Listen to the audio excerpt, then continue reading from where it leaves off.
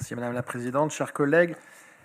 Le rapport final de la mission d'information et d'évaluation MIE met en lumière la complexité et les enjeux de la rénovation de l'unité de valorisation de Villejean. Toutefois, cette complexité ne justifie en rien l'échec industriel et financier que représente ce dossier. Quel que soit le partage des responsabilités, le constat est sans appel. Ce fiasco, pour nous, illustre l'incapacité de la gouvernance métropolitaine à piloter efficacement un projet d'une telle envergure. Ce n'est pas un cas isolé, à l'image de la ligne B du métro rennais qui accumule les dysfonctionnements malgré un retard initial de plusieurs mois, des interruptions totales et pannes régulières. L'UVE est un exemple de gestion défaillante. La MIE, qui s'est déroulée de juillet à décembre 2024, vous l'avez rappelé, avait pour objectif de nous fournir une analyse détaillée et impartiale du dossier. Pourtant, force est de constater que cette mission n'a pas répondu pleinement à nos attentes. D'abord, il subsiste un manque de transparence. Si les documents n'étaient pas dissimulés, on a parlé de 7000 fichiers, leur accès est loin d'être aisé. Ils étaient mis en ligne sur l'extranet, mais sans information claire sur leur nature et leur mise à disposition, ce qui n'était pas le cas d'ailleurs des rapports qui nous étaient envoyés directement, des rapports bilan. Ensuite, on souligne un climat qui parfois était délétère, notamment lorsque nous avons tenté d'obtenir directement une annexe à un document ayant fuité dans la presse, nous avons été immédiatement accusés à tort d'agir contre les intérêts de la métropole. Or, ce document ne figurait même pas sur l'extranet, sous prétexte qu'il était trop volumineux. Cette stratégie d'opacité n'a fait qu'alimenter la défiance. Les conséquences maintenant de ce projet mal maîtrisé sont lourdes sur un plan écologique, puisque l'arrêt prolongé de l'EVE a contraint au détournement des déchets vers d'autres sites, augmentant les émissions de CO2 et perturbant le réseau de chaleur urbaine.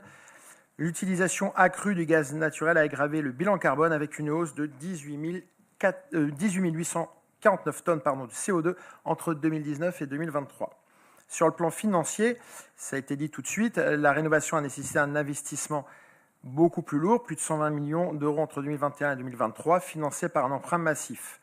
La TOM a, elle aussi, augmenté drastiquement, passant de 5,70 en 2021 à 9,85 en 2024, soit une hausse de plus de 30% pour financer.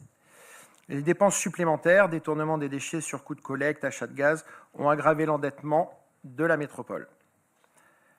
Lors d'une précédente intervention, je crois même d'une première, j'avais mis un doute sur la pertinence d'avoir lancé, nous avions mis un doute sur la pertinence d'avoir lancé 2 appels d'offres distincts au lieu d'un seul. J'ai pas eu tout à fait, M. Croc, la même compréhension de ce qu'ils ont dit. Ils ont dit qu'effectivement le marché de conception, réalisation et le marché d'exploitation était plus intéressant financièrement pour la métropole lorsque tout se passe bien. Cette stratégie, force est de constater qu'elle n'a pas été payante. Lorsque tout se passe bien, c'est effectivement un choix économiquement intéressant, mais lorsque ça dérape, ça devient une catastrophe. Ce dossier illustre une majorité qui n'a pas pris la pleine mesure de tels enjeux, d'un tel chantier, un suivi peut-être insuffisant des obligations contractuelles, des alertes techniques qui ont été pourtant données dès les premiers signaux de non-conformité. En conclusion, le groupe L'Ensemble pour Rennes Métropole salue malgré tout le travail minutieux de la mission, des membres de la mission.